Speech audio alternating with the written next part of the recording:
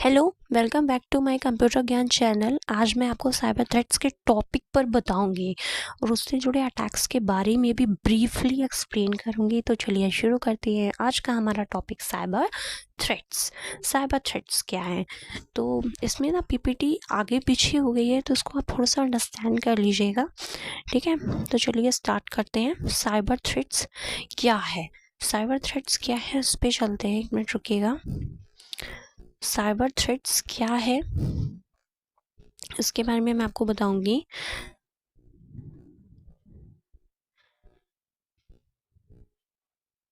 Cyber threats क्या है? Cyber threats digital दुनिया में होने वाले खतरों को रिफर करता है जो इलेक्ट्रॉनिक डिवाइसेस, कंप्यूटर सिस्टम्स और ऑनलाइन नेटवर्क्स को नुकसान पहुंचा सकते हैं। ये खतरे आपके पर्सनल डेटा से भी जुड़े हो सकते हैं, फाइनेंशियल इंफॉर्मेशन से भी, या ओवरऑल ऑनलाइन सिक्योरिटी को भी प्रभावित कर सकते हैं। तो साइबर थ्रेट डिजिटल दुनिया में होने वाले खतरों को रिफर करता है जो electronic devices, computer systems, online networks को नुकसान पहुंचा सकते हैं। तो चलिए जानते हैं साइबर थ्रेट्स कितने टाइप्स के होते हैं। Types of cyber threats. Cyber threats के कितने टाइप्स होते हैं इनके बारे में चलिए जानते हैं। साइबर थ्रेट्स कितने टाइप्स के होते हैं। साइबर थ्रेट्स 6 टाइप्स के होते हैं। Phishing attacks, ransomware, DDoS attacks, malware, IoT devices, vulnerability, social engineering attacks. इनके बारे में मैंने आगे आपको ब्रीफली एक्सप्लेन किया है विद एग्जाम्पल। अगर आपको फिर भी समझ में ना आए तो आप कमेंट सेक्शन में भी मुझसे पूछ सकते हैं, लेकिन फर्स्टली आप इस वीडियो में समझिए कि फिशिंग अटैक, रैंसमवेयर अटैक क्या होता है। विद एग्जाम्पल मैं आपको समझाऊंगी फिशिंग अटैक क्या है। फिशिंग अटैक एक ऑनलाइन धोखाधड़ी है जिसमें अटैकर्स फेक वेबसाइट, ईमेल्स या मैसेजेस का इस्तेमाल करते हैं ताकि वो आपके पर्सनल इंफॉर्मेशन को, जैसे कि यूज़र नेम, पासवर्ड या फाइनेंशियल डिटेल्स को चुरा सकें। इसमें विक्टिम को लालच दिया जाता है कि वो किसी लेजिटिमेट सोर्स से है, लेकिन असल में वो एक फ्रॉड है।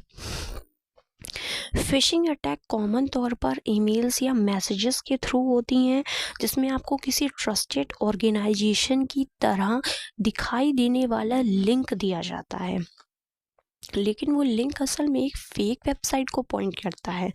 इस तरह से अटैकर्स आपके कॉन्फिडेंशियल डेटा को चुरा सकते हैं। हमेशा ध्यान रखें कि सेंसिटिव इंफॉर्मेशन शेयर करते वक्त आप सही और सिक्योर सोर्सेस का इस्तेमाल करें। यहाँ पर लेजिटिमेट सोर्सेस का मतलब होता है वो सोर्सेस जो लीगल, ऑथोराइज्ड और ट्रस्टवर्दी होते हैं। ये सोर्सेस आपके पर्सनल इंफॉर्मेशन को सिक्योर रखते हैं और आपको सही और ऑथेंटिक सर्विसेज प्रोवाइड करते हैं। लेजिटिमेट सोर्सेज जैसे कि आपकी government websites, well known companies हो गई, बैंक्स हो गए, अदर रेपुटेबल ऑर्गेनाइजेशंस हो गई, अपने यूजर्स की सिक्योरिटी को प्रायोरिटी बनाया रखते हैं।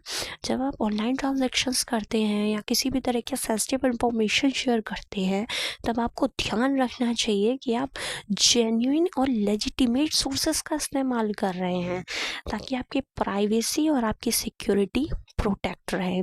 यहाँ पर सिक्योर सोर्सेस का मतलब होता है वो जगह या सर्विस जो आपकी पर्सनल और कॉन्फिडेंशियल इंफॉर्मेशन को सुरक्षित रखती है। ये जगह या service high level encryption, strong authentication methods और अदर सिक्योरिटी मेजर्स का इस्तेमाल करती हैं ताकि आपके डेटा को अनऑथोराइज्ड एक्सेस से बचाया जा सके। जब आप ऑनलाइन ट्रांजैक्शंस करते हैं या किसी भी वेबसाइट पर अपनी सेंसिटिव इंफॉर्मेशन शेयर करते हैं, तो आपको ध्यान रखना चाहिए कि वो सोर्सेस सिक्योर है। सिक्योर सोर्सेस इंश्योर करते हैं कि आपकी इंफॉर्मेशन कॉन्फिडेंशियल रहे, आपकी ऑनलाइन एक्टिविटीज़ में प्राइवेसी का ख्याल रखा जाए।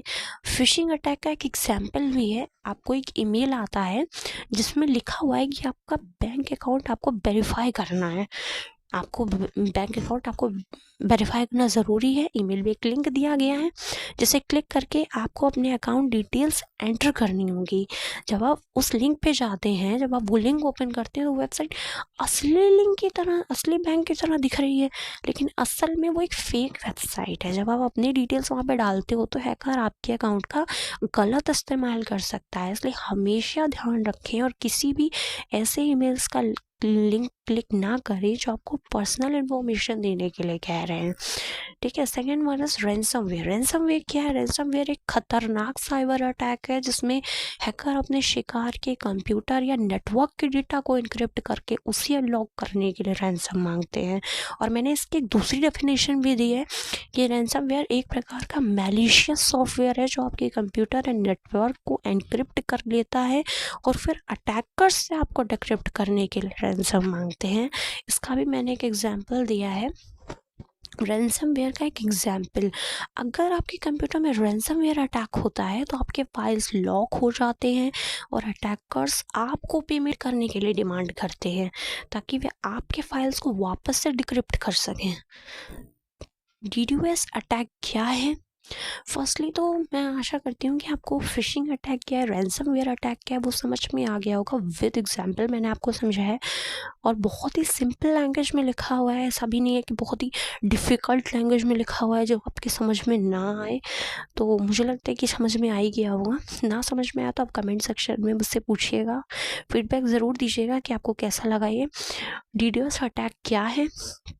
DDoS attack distributed denial of service attack एक प्रकार का साइबर अटैक है जिसमें मल्टीपल कॉम्प्रोमाइज्ड कंप्यूटर सिस्टम्स का इस्तेमाल होता है एक ही समय में किसी वेबसाइट, सर्वर या नेटवर्क को ओवरवेल्म करने के लिए।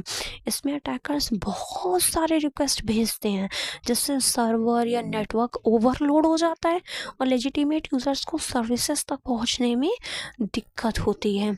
ये अटैक अनकंट्रोल्ड ट्रैफिक को जनरेट करता है। यहाँ पर अनकंट्रोल ट्रैफिक का मतलब क्या है इसके बारे में मैंने आपको बताया है, आगे भी बताऊंगी आगे। जिसे हैंडल करने के लिए टारगेट सिस्टम की रिसोर्सेस खत्म हो जाती हैं। इससे वेबसाइट या ऑनलाइन सर्विसेज टेम्पोररीली या परमानेंटली अनअवेलेबल हो सकती हैं। DDoS अटैक का मुख्य उद्देश्य सर्विस डिसरप्शन है और इससे online businesses, organisations and individuals के लिए नुकसान हो सकता है। अनकंट्रोल ट्रैफिक का मतलब है कि DDoS अटैक में हैकर बहुत सारे रिक्वेस्ट या डेटा पैकेट्स को टारगेट सर्वर या नेटवर्क पर एक साथ भेजते हैं जो कि नॉर्मली एक्सपेक्टेड ट्रैफिक से बहुत ज़्यादा होता है। यह ट्रैफिक इतना तेज़ी से आता है कि टारगेट सिस्टम ओवरवेल्म हो जाता है और नॉर्मल यूजर्स को सर्विस तक पहुंचने में मुश्किल होती है। इस अनकंट्रोल ट्रैफिक का सर्वर या नेटवर्क हैंडल नहीं कर पाता है जिससे उसकी परफॉर्मेंस पर असर होता है और सर्विसेज टेम्पोरेरीली या परमानेंटली डिस्टर्ब हो सकती हैं।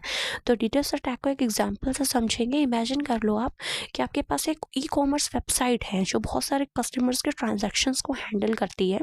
ठीक है। अब एक हैकर ने डिसाइड किया कि वो इस वेबसाइट को टारगेट करेगी, जो ई-कॉमर्स वेबसाइट जो बहुत सारे कस्टमर्स के ट्रांजैक्शंस को हैंडल कर रही है वो वेबसाइट। अब वो हैकर ने डिसाइड किया कि वो इस वेबसाइट को टारगेट करेगी। उसने एक बॉटनेट बनाया जिसमें कंप्यूटर शामिल होते हैं। फिर हैकर ने इंस्ट्रक्ट किया कि सभी कंप्रोमाइज्ड कंप्यूटर से एक ही समय में वेबसाइट को बहुत सारे रिक्वेस्ट भेजें। जब ये कंप्रोमाइज्ड कंप्यूटर्स अपने सिंक्रोनाइज्ड अटैक के साथ वेबसाइट पर बहुत सारे रिक्वेस्ट भेजते हैं तो सर्वर ओवरलोड हो जाता है। इस ओवरलोड की वजह से लेजिटिमेट यूजर्स के लिए वेबसाइट स्लो हो जाती है या फिर बिल्कुल ही अनअवेलेबल हो जाती है। इस तरह से DDoS अटैक से वेबसाइट के सर्विसेज पर असर होता है, यूजर्स को प्रॉब्लम होती है ट्रांजैक्शन से इंफॉर्मेशन तक पहुंचने में। मैलवेयर क्या है? मैलवेयर एक छोटा कंप्यूटर प्रोग्राम है जो आपके कंप्यूटर सिस्टम में छुपा कर आपके बिना परमिशन के कई प्रकार के नुकसान पहुंचा सकता है। इसमें आपका आता है viruses, trojans, worms, ransomware, spyware, adware, किसी और प्रकार के हार्मफुल सॉफ्टवेयर शामिल हो सकते हैं। मालवेयर अक्सर यूज़र के नॉलेज के बिना सिस्टम में एंटर होता है और फिर वो बैकग्राउंड में छुपा कर वेरियस हार्मफुल एक्टिविटीज़ एग्जीक्यूट करता है।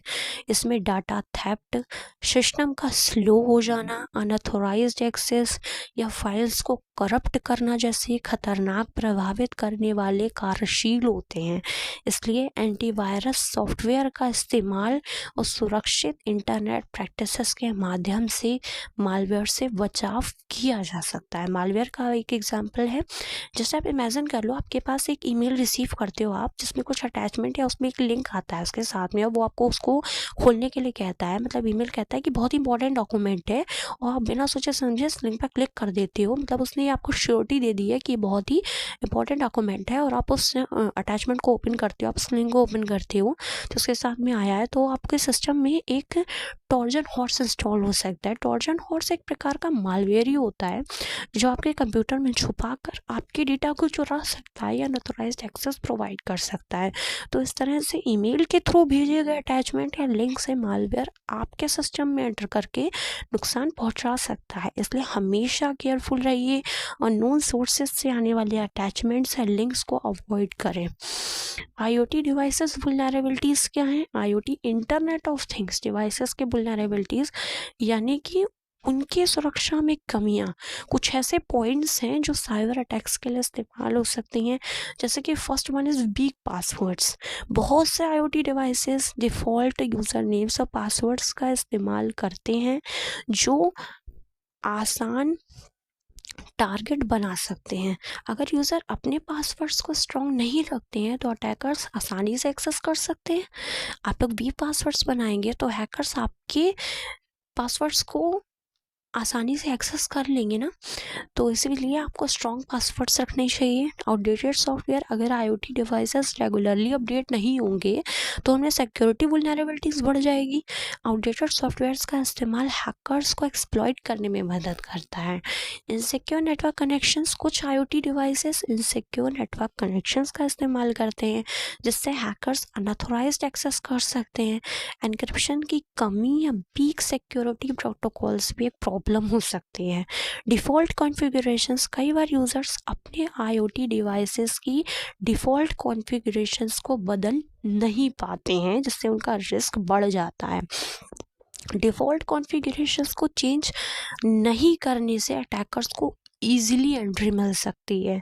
इनसफिशिएंट ऑथेंटिकेशन, सम IoT डिवाइसेस में ऑथेंटिकेशन मैकेनिज्म वीक होते हैं या फिर बिल्कुल ही नहीं होते हैं जिससे अनऑथोराइज्ड यूज़र्स आसानी से डिवाइसेस को कंट्रोल कर सकते हैं।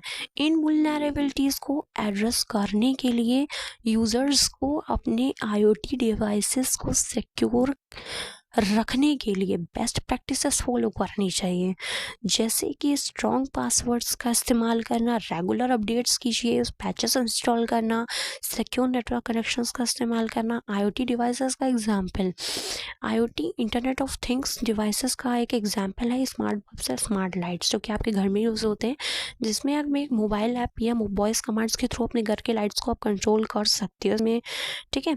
ये बल्ब्स इंटरनेट के थ्रू कनेक्ट होते हैं जिससे आप उन्हें अपने स्मार्टफोन से ऑन ऑफ कर सकते हो। कुछ एडवांस फीचर्स का भी आप इसमें इस्तेमाल कर सकते हो। लेकिन अगर इन स्मार्ट वॉल्स में सुरक्षा की कमी होती है तो किसी हैकर को आपके लाइट्स पर अनऑथराइज्ड एक्सेस मिल सकता है। इसलिए IoT डिवाइसेस का इस्तेमाल करते वक्त सुरक्षा को ध्यान में रखना बहुत महत्वपूर्ण है। सोशल इंजीनियरिंग अटैक्स क्या हैं? सोशल इंजीनियरिंग अटैक्स एक प्रकार के साइबर अटैक्स हैं जिनमें अटैकर्स व्यक्तियों से धोखाधड़ी या मैनिपुलेशन को इस्तेमाल करते हैं ताकि वो कुछ कॉन्फिडेंशियल इंफॉर्मेशन शेयर करें या किसी अनऑथराइज्ड एक्सेस को अलाउ करें। ये अटैक्स प्राइमरीली साइकोलॉजिकल मैनिपुलेशन पर आधारित होते हैं। कुछ कॉमन सोशल इंजीनियरिंग अटैक्स हैं फिशिंग, फेक ईमेल्स, मैसेजेस या वेबसाइट्स के थ्रू व्यक्तियों से सेंसिटिव इंफॉर्मेशन निकालना। Number 2 is baiting, attractive offers या रिवॉर्ड्स के प्रॉमिस के साथ व्यक्तियों को श्योर कर उनसे इंफॉर्मेशन निकालना। Number 3 is pretexting, false pretext या बैक स्टोरी का इस्तेमाल इस्तेमाल करके व्यक्तियों से इंफॉर्मेशन प्राप्त करना। क्विजेस एंड सर्वेस, ये नंबर 4 है। फॉल्स क्विजेस या सर्वेस के थ्रू व्यक्तियों से पर्सनल डिटेल्स कलेक्ट करना। ये अटैक्स ह्यूमन बिहेवियर के एक्सप्लॉयटेशन पर आधारित होते हैं और इसमें यूज़र्स की गलती से कॉन्फिडेंशियल इंफॉर्मेशन प्रोवाइड करने का रिस्क होता है। सोशल इंजीनियरिंग अटैक्स का भी मैंने एग्जांपल दिया है।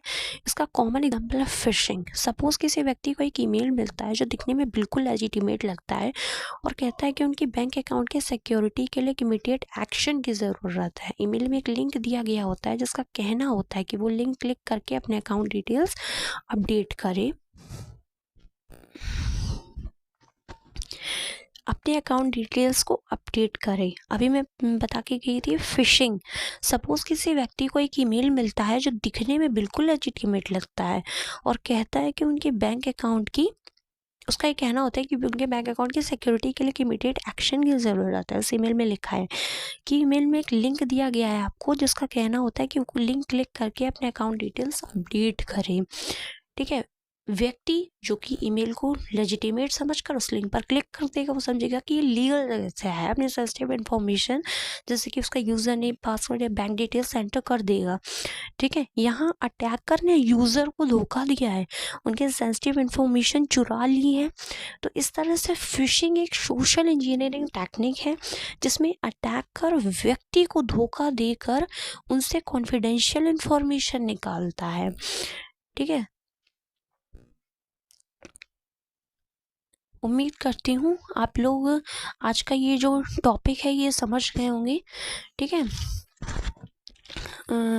साइबर थ्रेट क्या है और साइबर थ्रेट कितने टाइप के होते हैं। साइबर थ्रेट 6 टाइप्स के होते हैं: phishing attack, ransomware, DDoS attack, malware, IoT devices, vulnerabilities और सोशल इंजीनियरिंग अटैक्स।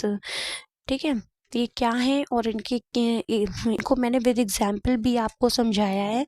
ठीक है, तो उम्मीद करती हूँ कि आप लोग ये पूरा टॉपिक आज का समझ गए होंगे।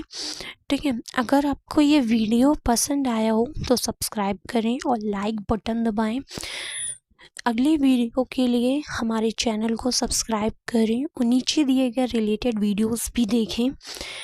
आपके विचार और सुझाव हमेशा हमारे लिए महत्वपूर्ण होते हैं। कमेंट सेक्शन में अपना फीडबैक ज़रूर शेयर करें।